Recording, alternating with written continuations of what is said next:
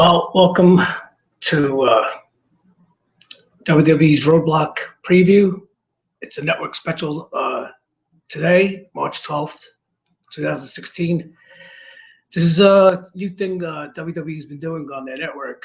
They've been hosting these network specials. They're almost like mini pay-per-views. I actually kind of like the idea.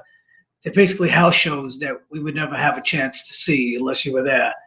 And I liked the last one from Tokyo. And the one after that, that was good. These networks sort of used these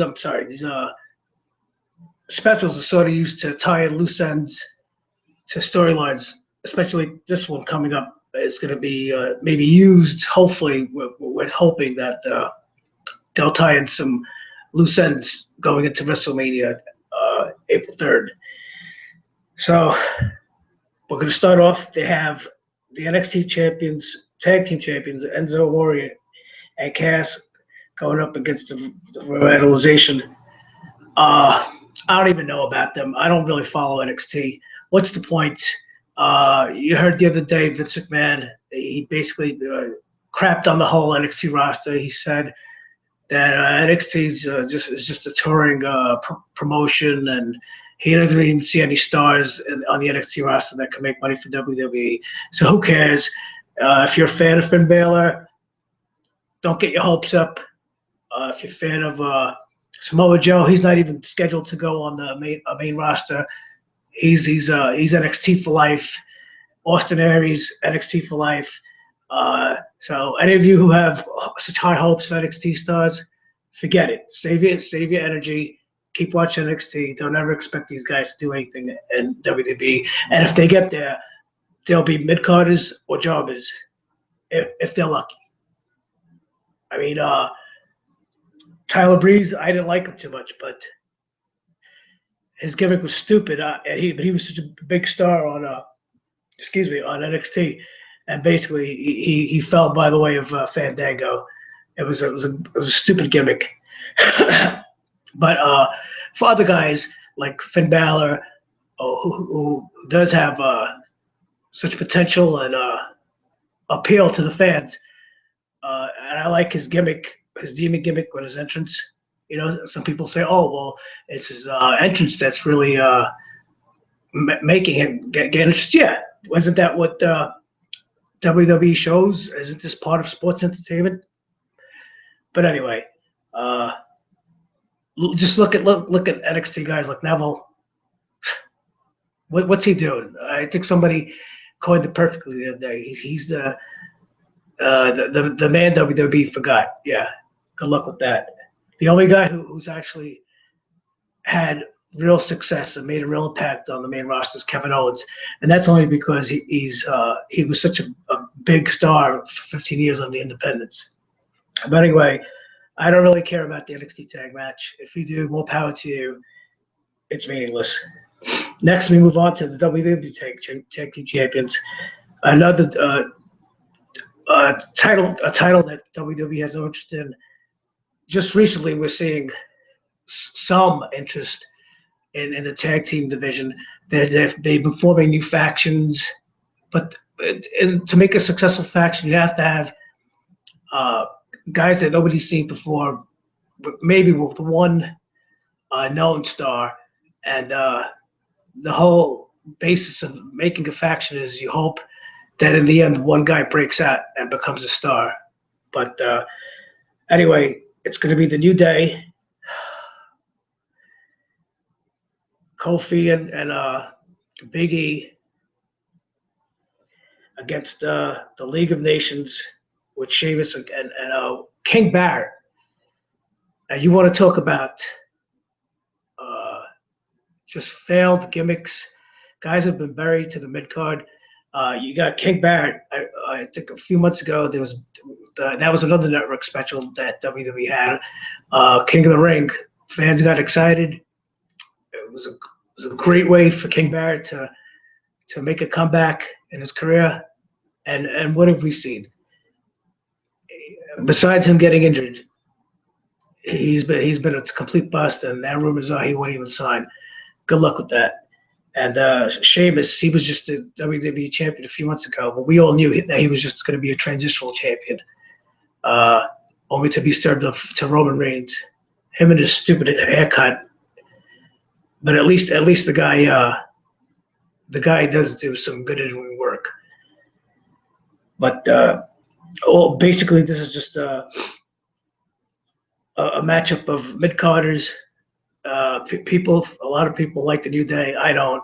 I think the gimmick's kind of foolish. They're getting heat by trying to touch on homophobia. You know, they twerk and they're fruity and booty, and people. Some people are homophobic about that. They're trying to be shocking. They're not shocking. Nobody cares. It's 2016. Maybe they'll get Joey Ryan into the New Day in a few months. He can do his penis maneuver and make people submit. If you haven't seen that, go online. There's this wrestler in Japan or in the Indies, and there's been a few videos posted where somebody grabs his crotch and he flexes and he flips him over. Oh God, what's wrestling become? I'm embarrassed to be a wrestling fan sometimes. Next, you have the Beast Brock Lesnar going up against the Eater of Worlds, Bray Wyatt. The only thing he's been eating is hamburgers in the back because he hasn't been wrestling much. All he does is cut long promos. He loses big feuds, and he hasn't even been the main focus of the Wyatt family. WWE's been focusing on Braun Strowman, a guy who can't wrestle his way out of a paper bag. All he is big, and all he does is grunt. If you saw the Royal Rumble, he no-sold on Brock a couple of times, and Brock got pissed off and nearly took his head off and closed on and kneed him out of the ring. The guy has no hope. I don't think he has the wrestling skills of El Gigante and the Great Khali. But this is interesting because we saw back in January on the highlight reel, the Wyatt family attacked Bray Wyatt, and Bray Wyatt hit Brock Lesnar with his sister Abigail. We thought this was the beginning of a major feud. Maybe Bray Wyatt would have a significant feud, even though it's unlikely that he would beat Brock Lesnar. But at least it would make him something. Brock Lesnar's a guy that would give somebody a rub, unlike other guys that supposedly give rubs, and then their careers go down the drain. John Cena. So a few weeks later we saw that the Royal Rumble, Brock Lesnar was wrecking shop during the Rumble, but then the Wyatt family ganged up on him. They beat him up after being eliminated. Brock Lesnar uncharacteristically walked away calmly. There was never any retribution for this. As a matter of fact, there was no contact, no mention in the Paul Heyman promos about the Wyatt family. Up until now, we thought at the Fastlane, we thought that was going to be an out for Brock Lesnar to lose the three-way match with Reigns and Ambrose. A lot of people speculated that the Wyatts were going to come in and interfere and get him out of the match, but that never happened. So and this match will be their first contact. Honestly, I don't know. You would think Brock Lesnar is going to decimate him, and of course the Wyatts are going to come in and interfere. It's going to be a no contest disqualification. Where do they go with this? Is this going to lead up to the WrestleMania match with Brock and Ambrose? Is that how Ambrose is going to get the win against Brock in the street fight? The Wyatts are going to come in and interfere and beat him up, where all Ambrose has to do is crawl and just put his arm on Brock, and he'll get the 3 count. Who knows? But it's pretty much going to go down the way I said. I think. I don't know. And lastly, we have the WWE Tag Team Heavyweight Champion Triple H defending his title for the first time since the Royal Rumble, the first and only time against Dean Ambrose. And it's funny how fans have not made a peep about Triple H's lack of defending the title.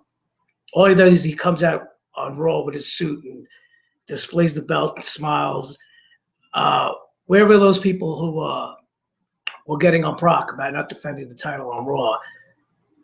Why? Because Triple H is running NXT and he's untouchable now? Give me a break. 14-time champion, my ass. So he's going to go up against Dean Ambrose. Dean lost his shot to face Triple H at Fastlane when Reigns beat him in a three-way match. A lot of people wanted to see Ambrose face Triple H at WrestleMania. I do. I mean, we all know it's predictable what Reigns and Triple H. People think that Reigns is going to get the win and he's going to get booed out of the building. Nobody wants to see Reigns win. He's failed in his role as the top baby face, a John Cena reboot. So will this tie into WrestleMania 32? I don't know. It should be a good match, but the odds of Dean Ambrose winning the belt are slim and none. I think it'll be a good match. And I think it'll probably be a disqualification. I don't see Triple H pinning Ambrose. I mean, if he does, I wouldn't be surprised. Ambrose never wins a big match on pay-per-view. And I don't understand how people, some fans, regurgitating what Road Dogg said a few months ago on Twitter, that wins and losses don't mean anything. Really? They don't mean anything. So why do they have matches? If you're saying that wins and losses don't mean nothing for Ambrose because he's still over and he's still getting a shot at the title, yeah, he survived. He's been lucky only because he has charisma and he's connected with the fans. Has that happened? But eventually, that's going to die out. You lose hope for somebody, for a wrestler, when they never win the big one. That's the most ridiculous thing I ever heard. Wins and losses don't matter. Really?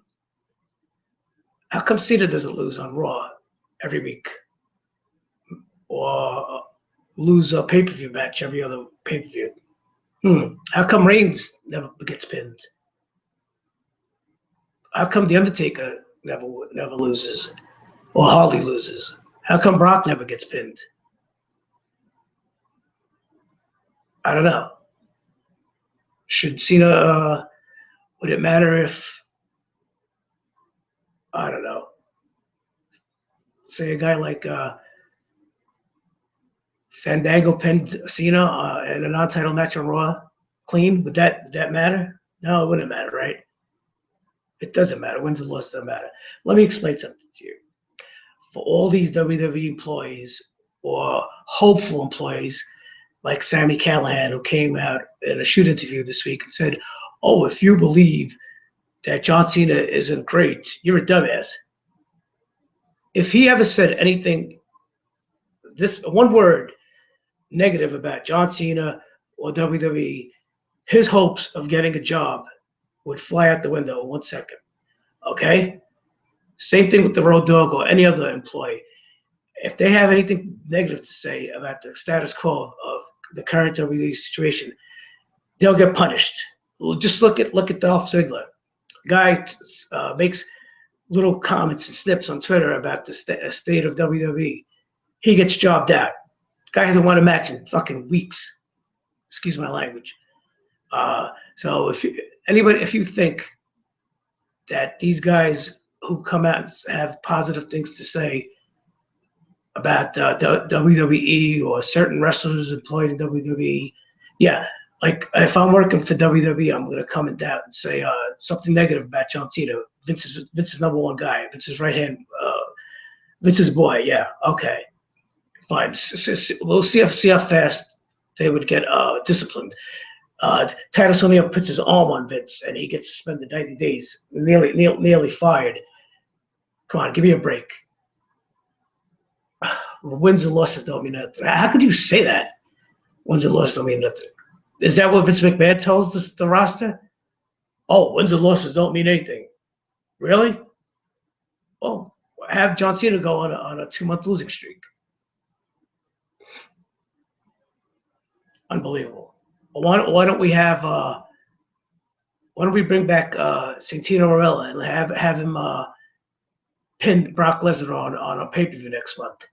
It doesn't mean anything. Anyway, this should be a fun network special. I'm sorry I'm being negative, but I can't help it. Like I said, most of the time, nothing big will happen on these network specials. They're really house shows that are being televised. If they do add something, that'll be great. It'll be newsworthy. Anyway, this is Frank from Talk Wrestling with Jimmy and Frank. Catch us on Darth Sin channel or Frank T YouTube channel, and I'll catch you later. And hopefully, this network special will have something good. But Dean Ambrose deserves to be in a match at WrestleMania for the championship. They better figure out a way to get him there, because I'm telling you, Roman Reigns and Triple H, that match is going to get crapped on. There's already a Triple H curse in several WrestleManias where his matches follow a great match and his matches get ignored or crapped on. If they don't put his match third to last, Triple H and Roman Reigns, as it stands, that match needs to go on third to last at WrestleMania. The match after should follow is Brock and Dean Ambrose in a street fight, and they should close it out with Shane and Undertaker in Hell in a Cell to close out WrestleMania. Any other order besides that, it's going to be bad news for Roman Reigns and WWE. I dare them to close out WrestleMania with Roman Reigns and Triple H, with Roman Reigns holding up the belt. If that's what the finish is, Roman Reigns winning clean, he'll get booed out of the building, and the boos will follow the next night on Raw, which is a notorious rowdy crowd. Roman Reigns is a failure. I'll talk to you later.